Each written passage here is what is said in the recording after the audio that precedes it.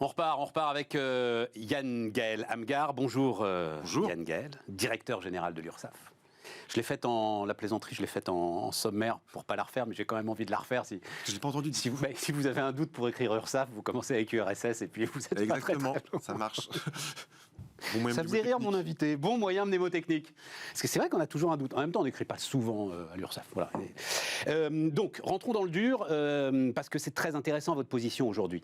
On peut dire que l'URSSAF a soutenu, à bras tendus, une grande partie de l'économie française depuis maintenant 2 ans, une grande partie des entreprises françaises depuis 2 ans. Et là, c'est l'heure d'essayer de récupérer un petit peu ce que les entreprises vous doivent. Est-ce que vous avez un chiffre, Yann, j'en sais rien, hein, mais combien aujourd'hui les entreprises françaises, dans leur globalité, doivent-elles à l'URSSAF ? Alors peut-être d'abord justement faire un petit retour arrière sur pourquoi on en est là. C'est-à-dire qu'effectivement, on a été très mobilisés dans le soutien en urgence pendant la crise, avec des reports de cotisations qui ont été très rapides, en quelques jours, en mi-mars 2020, et très massifs. C'est-à-dire que dès le 15 mars, le confinement, hein, ça commence le 16 mars, mais dès le 15 mars 2020, toutes les entreprises de moins de 50 salariés ont pu reporter leur cotisation sociale et tout de suite ça représentait 3 à 4 milliards.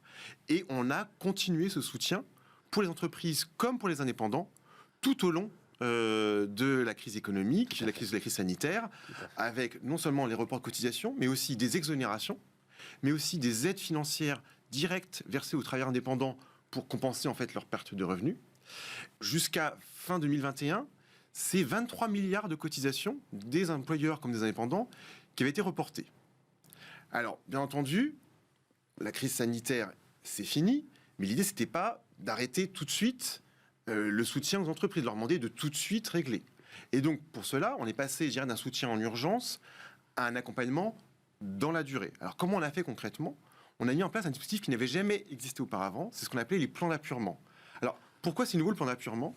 Alors déjà parce que c'est l'URSSAF qui prend l'initiative. Oui. C'est-à-dire qu'avant, il fallait que l'entrepreneur indépendant aille demander son délai à l'URSSAF. Là, c'est l'URSSAF qui prend l'initiative de proposer un plan à l'entrepreneur ou à l'indépendant. En plus, ce plan, il est personnalisé. C'est-à-dire que plus la dette de l'entreprise est importante, plus on lui donne du temps. Ce plan, il peut être long. Mais attends, personnalisé, c'est le premier point qui m'intéresse.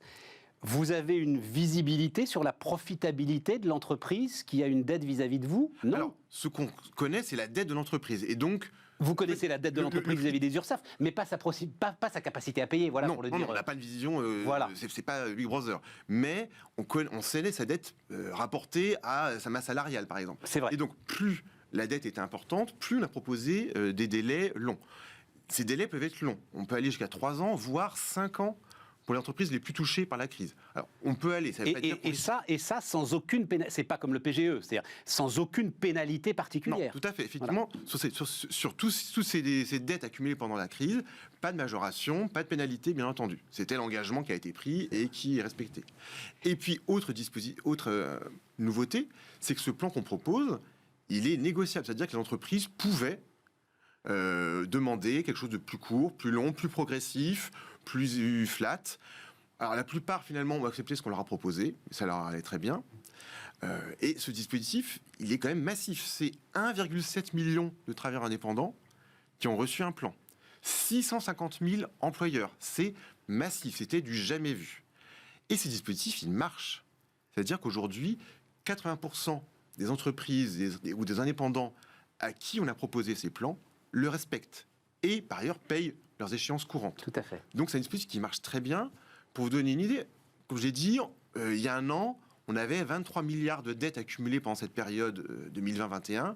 Aujourd'hui, on est à moins de 16 milliards. Quand même encore.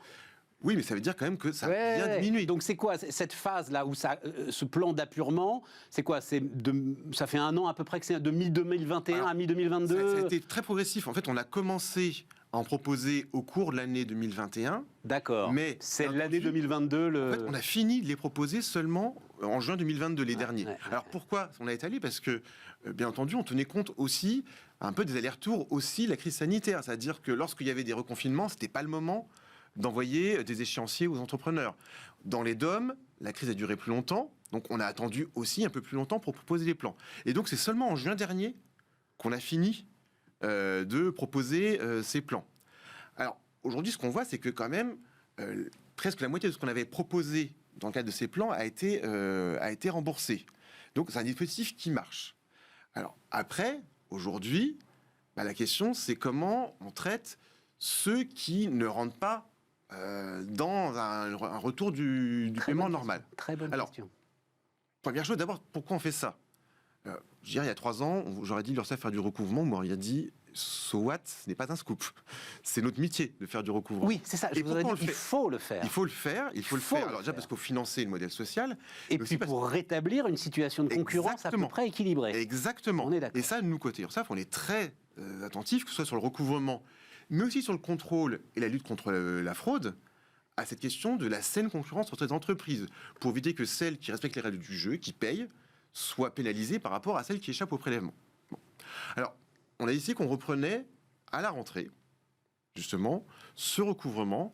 Donc septembre, là. Septembre, là, en ce moment, on a déjà commencé.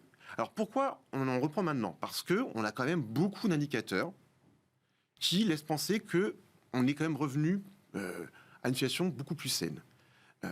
Alors, effectivement, on entend beaucoup d'éléments inquiétants sur la conjoncture internationale, sur le prix de l'énergie. Mais aujourd'hui, nous, dans les chiffres qu'on voit, et pourtant, je sais qu'on en voit des chiffres, on voit beaucoup de signaux positifs. Les embauches, les déclarations d'embauche, c'est nous qui les recevons. Elles sont 10-15% au-dessus de ce qu'elles étaient avant le Covid. La masse salariale continue à progresser. L'emploi continue à progresser. Et même les impayés, justement, des entreprises continuent à diminuer. Pour vous donner un chiffre, sur août 2022, à la fin du mois d'août, on était à 2% d'impayés. En août 2019, on était à 1,6%. Donc, on n'est pas tout à fait revenu avant, ce qui est normal, parce qu'en même temps, on n'a pas repris le recouvrement, mais on n'est pas si loin que ça, finalement, la situation. Donc, on considère qu'on a une situation qui est plutôt saine et qui permet de reprendre le recouvrement. Alors après, je vous les ai vus finalement dire, on y va tranquillement. Et effectivement, j'aime bien ce terme, parce que alors, on y va progressivement. Ça veut dire que on prend personne en traître, déjà. Ça veut dire qu'avant de passer à une procédure de recouvrement, on informe tout le monde. On a envoyé, dès le mois de juin-juillet, des relevés de dette pour dire voilà ce que vous avez accumulé comme ardoise vis-à-vis de l'URSSAF. D'ailleurs, certains, ça suffit à les faire réagir et à régler. Et puis, là, en septembre, on a envoyé des relances amiables. Voilà, vous avez toujours une dette vis-à-vis de l'URSSAF, on vous invite à la régler. Et on vous a fait forme que si ce n'est pas le cas, on passera à des procédures de recouvrement. Ce qui finalement n'est jamais que la vie normale telle qu'elle existait avant la crise. Encore une fois, nous on insiste à chaque fois sur le fait qu'on prévient les gens. Yann Gaël Amghar, il manque. Enfin, je sais. D'ailleurs, tiens, ça m'intéresse. Est-ce que vous êtes d'accord avec ce calcul-là que j'ai vu? À peu près 40 000 faillites d'entreprises. Ce qui a des conséquences, on a dit un mot sur la concurrence, mais l'Institut Sapiens disait récemment, ça a des concurrences aussi sur de la rétention de main-d'œuvre. Problème qui manque, aujourd'hui, il manque de la main-d'œuvre pour la production, et tu as des entreprises plus ou moins zombies qui font de la rétention de main-d'œuvre. Donc, le sujet à un moment, effectivement, c'est qu'il faut passer à l'acte. C'est quoi, aujourd'hui, dans les procédures des tribunaux de commerce, je crois que c'est 60%, c'est du recouvrement URSSAF à peu près. C'est le dernier truc qu'on ne paye pas, quoi. Avant la crise, c'était 30%, un tiers des procédures collectives qui étaient d'origine URSSAF. Alors autant dire que là, pendant la crise, on a complètement arrêté. Sauf situation pathologique. Mais ça va peut-être vous surprendre. Moi, je suis là pour vous entendre dire, il faut y aller maintenant. Ah non, mais on va reprendre. On va reprendre, bien entendu. Alors, encore une fois, nous, notre but... Enfin, on est toujours sur cet équilibre entre ne pas tuer l'emploi, ne pas tuer l'instrument économique. Et donc, c'est pour ça que quand on reprend le recouvrement, on cherche au maximum à donner les chances à une solution amiable. Et donc, moi, le message que je passe aux chefs d'entreprise qui nous écoutent, c'est si vous recevez une urgence de l'URSSAF, contactez-nous pour trouver un accord d'étalement. Moi, j'ai encore pas faire l'autruche. Exactement. C'est exactement le message le plus important. De toute façon, vous savez, soit l'entreprise, elle nous contacte, elle trouve un accord avec nous, ça se passe bien. Mais le pire à faire, c'est de faire l'autruche. Moi, j'ai en tête une situation qu'on a traitée la semaine dernière. C'était une petite entreprise de boulangerie en Bourgogne qui avait un peu fait l'autruche, en répondant pas ou en nous proposant des délais qui n'étaient pas raisonnables. On n'était pas loin de se retrouver devant le tribunal. Et puis, à dernier moment, voilà, on s'est mis autour de la table et on a trouvé un accord. Voilà, on a un étalement sur 2 ans. Et c'est mieux pour tout le monde. Voilà. Mais après, c'est sûr que effectivement, comme vous le dites, l'autre point important, c'est de ne pas laisser en activité, des entreprises qui de toute façon ne sont pas viables et qui retiennent à la fois de la main-d'œuvre, mais aussi du chiffre d'affaires Oui, tout à fait. pour des entreprises qui sont viables. C'est le jeu économique. Et d'ailleurs, c'est pour ça que les organisations patronales sont en soutien de cette reprise du recouvrement. Bon, donc on se retrouve sur cet élément, mais pendant que vous parliez, pardon, mais je pensais aux banques centrales. Vous savez, la fenêtre pour remonter les taux d'intérêt entre deux catastrophes. Et c'est-à-dire que là, effectivement, si vous perdez trop de temps, vous allez vous retrouver avec un soutien nécessaire du fait, alors cette fois-ci, de la crise de l'énergie, de la guerre en Ukraine, d'un été incroyable en termes de catastrophes naturelles, etc. Et donc, à un moment, est-ce que c'est une nouvelle méthode de gestion, finalement, pour l'URSSAF, que de prendre en compte les éléments extérieurs au maximum et de faire, comme ça, régulièrement, des plans particuliers d'apurement de la dette sociale? Alors, je dirais que l'URSSAF, c'est comme dans notre ADN d'être aux côtés des entreprises. Mais c'est vrai que la crise... Disons que l'ADN, à ce moment-là, s'est bien renforcé pendant la crise Covid. A été clairement l'occasion de transformation, mais comme pour beaucoup d'entreprises... Dont les agents devaient être ravis, d'ailleurs. Exactement, parce que c'est un vrai changement de posture et qui permet d'instaurer une autre relation d'entreprise. Et d'ailleurs, nous, on se dit qu'il y a des outils qu'on a conçus pendant la crise qu'on a intérêt à utiliser dans la durée, parce que ce plan d'apurement, c'est comme une solution assez intelligente. Vous avez des exemples là, d'outils, ça m'intéresse. Le plan d'apurement, c'est-à-dire le fait de ne pas attendre forcément que l'entreprise vienne vers nous pour demander un délai, mais de proposer nous-mêmes. Dans certaines situations où précisément l'entrepreneur ne sait pas trop, n'ose pas trop, est un peu dans l'évitement, au moins on lui propose quelque chose. Et ça permet de ramorcer le dialogue à notre initiative. Alors effectivement, de toute façon, on est depuis 2 ans et demi dans une période, dans un monde plus incertain. Et donc, on s'est installé, je dirais, dans un pilotage fin de notre politique en fonction de l'actualité. Pendant la crise sanitaire, nous-mêmes, on a un peu dû débrayer, réembrayer, redébrayer en fonction des aléas de la crise sanitaire. Et depuis, on sait effectivement remettre en place des dispositifs plus ciblés lorsque c'est nécessaire. Vous avez mentionné les incendies ou les intempéries cet été. On a su mettre en place des mesures beaucoup plus calibrées, beaucoup plus ciblées, mais des mesures très très souples pour accompagner. Et donc, sur l'avenir, oui, effectivement, on saura ajuster en fonction, bien entendu... Ça, c'est le fruit d'une transfo digitale à l'intérieur des URSSAF? C'est le fruit d'une transformation culturelle plus globalement. Alors, le digital est un appui, bien entendu, mais vous savez, l'innovation, ça s'appuie sur la technologie, mais je crois que à peu près toutes les personnes qui font l'innovation dans le plus privé comme dans le public vous disent que ça ne peut pas être que de la tech. C'est clairement, à la base, une transformation culturelle. On est d'accord. Et je me souviens, il y a quelques années, on avait parlé ensemble du droit à l'erreur.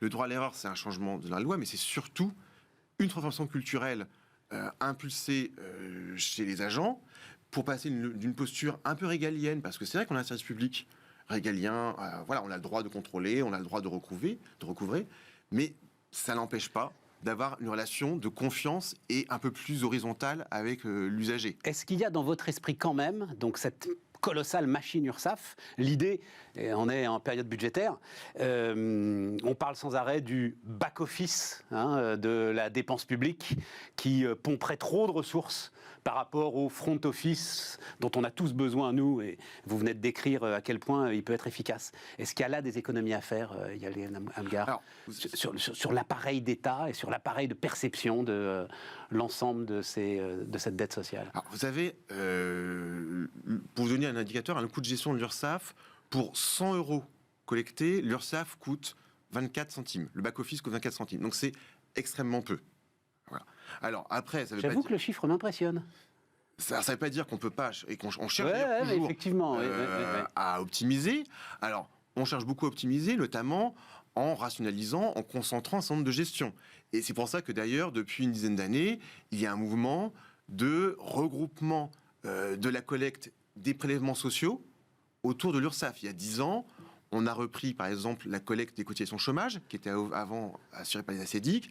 Voilà, on considère que ça a été une économie d'environ 1000 postes dans le secteur public. Là, vous allez le faire pour l'Agir Carco, c'est ça? Retraite complémentaire. En 2 étapes. En 2023, pour, on va dire, les grandes entreprises, plus de 250 salariés, et 2024 pour l'ensemble des entreprises. C'est à la fois, d'abord, une simplification. Ouais, mais, enfin bon, c'est un autre sujet, mais simplification, nationalisation, c'est un peu ça le sujet aussi. C'est-à-dire, je comprends, moi, les partenaires sociaux qui voient quand même quelque chose d'important dont ils avaient le contrôle et qui leur échappe. Vous savez, je pense qu'il faut distinguer ce qui relève, je dirais, du rôle des partenaires sociaux sur le pilotage Je comprends. du régime. Oui, oui. Et puis la pure perception technique, voilà. Le recouvrement, c'est quelque chose Vous êtes d'opérationnel. plus efficace. Nous, on est un opérateur opérationnel, Ouais. et ça ne change rien, bien entendu. Par ailleurs, le ministre a rappelé, les partenaires sociaux restent aux commandes du régime, les réserves restent la propriété du régime, et on ne fusionne pas les régimes. Nous, on est là pour mettre en œuvre une mesure qui va simplifier la vie des entreprises, parce qu'encore une fois, typiquement sur le sujet des délais de paiement, pendant la crise, une entreprise qui voulait faire des reports de cotisation, elle devait discuter avec l'Urssaf, avec la GIRC-ARCO. Nous, on a fait nos plans, la GIRC-ARCO a dû faire des choses, mais tout ça n'était pas coordonné. Et puis derrière, effectivement, c'est des gains en gestion. On estime qu'en gros, c'est 600, 800 postes économisés. C'est des gains aussi en performance du recouvrement, parce que on a un recouvrement qui est meilleur que la plupart des organismes. Voilà. La GIRC-ARCO, c'est quand même 80 milliards. Donc, si on économise ne serait-ce qu'un demi-point, ce qui est bien sûr, on améliore d'autant le recouvrement. Et pareil pour la lutte contre le travail dissimulé. Aujourd'hui, il n'y a pas de lutte travail dissimulé côté GIRC-ARCO.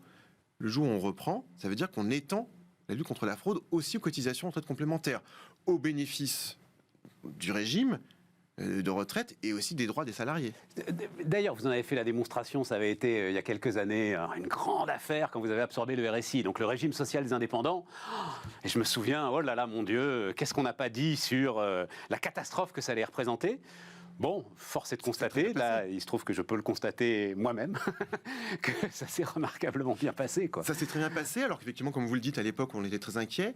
Et je pense même que, très sincèrement, tout ce qu'on a fait pendant la crise, en termes de, justement, suspension des prélèvements quand c'était le coup dur de la crise sanitaire, d'aide financière accordée aux indépendants, je pense qu'on n'aurait pas été capable de le réaliser dans l'organisation antérieure où il y avait un bout côté RSI, un bout côté URSSAF. Je suis d'accord. Donc, ça montre que ces réformes, si elles sont bien conduites avec méthode, peuvent fonctionner, peuvent apporter du plus pour la collectivité, et par ailleurs, sans mettre en cause, là aussi, le rôle des gestionnaires. Parce que côté artisans, commerçants, côté indépendant, il y a toujours un régime de retraite qui a ses propres réserves, bien sûr, qui n'est pas remis en cause. Enfin, ça, on verra. Qui n'est pas remis en cause pour l'instant. Non, mais voilà. Clairement, garde son autonomie pour l'instant. Pour gérer. Voilà, il faut séparer ce qui relève du politique. Et après, voilà, c'est le rôle des partenaires sociaux d'avoir une vigilance politique, même si le gouvernement a donné des assurances très fortes sur le sujet. Et puis, ce qui concerne, je dirais, une réforme opérationnelle qui apporte du service très pragmatique aux entreprises. Donc, il nous reste à peine une minute. Finalement, le grand sujet pour vous, c'est ce que vous appelez vous-même d'ailleurs une approche sur mesure. Tout à fait. Et ça, vous pensez que c'est dans nos relations mutuelles, hein, quelque chose qui ne changera pas, quoi. Il n'y aura pas de retour en arrière là-dessus. Au contraire, il faut continuer à aller plus loin. Il faut continuer à aller plus loin. Faire plus, par exemple, pour ceux qui en ont plus besoin. Ouais. Par exemple, on développe des offres pour les créateurs, parce qu'on sait que le créateur d'entreprise, celui qui fait sa première embauche, les premières déclarations, c'est celui qui est le plus, en général, en difficulté par rapport à tout cela. Ouais. Et donc, il a besoin d'un accompagnement hyper intensif, d'avoir un interlocuteur dédié avec un nom, un prénom, qui puisse contacter lorsqu'il ne comprend pas, qui puisse avoir éventuellement des séances un peu de coaching ou des séances d'aide à l'accomplissement de ces démarches, parce qu'on sait que c'est un besoin. Un truc idiot, mais votre calculateur de coût total du salaire, c'est remarquable. Ça doit sans doute pas être le truc le plus compliqué à faire, mais par contre, effectivement, c'est remarquable. Utile. Et surtout, c'est là où je vous donne raison, c'est sourcé, c'est chez vous. C'est-à-dire que t'en vois tellement partout et tu te dis oui, mais est-ce que tu as vraiment tout pris en compte ? Là, c'est l'URSSAF. C'est pas un rescrit, mais presque, quoi. Voilà. Oui, effectivement, c'est ça au sérieux. Rassurant. Exactement. Et nous, notre rôle, effectivement, c'est d'apporter de la sécurité à l'entrepreneur. Parce qu'on sait que c'est déjà tellement compliqué et parfois peut-être anxiogène de se lancer dans l'aventure entrepreneuriale que nous, notre rôle, c'est d'apporter de la tranquillité. Bon, formidable. On leur a dit 2 fois d'ailleurs, là, hein, soulager la charge mentale. C'est Olivier Grégoire qui a dit ça récemment, là. Il faut absolument soulager la charge mentale des entrepreneurs dans cette approche. Dans cette approche. Merci Yann Gaël Amghar, donc le directeur général de l'URSSAF, était notre invité sur Bismart.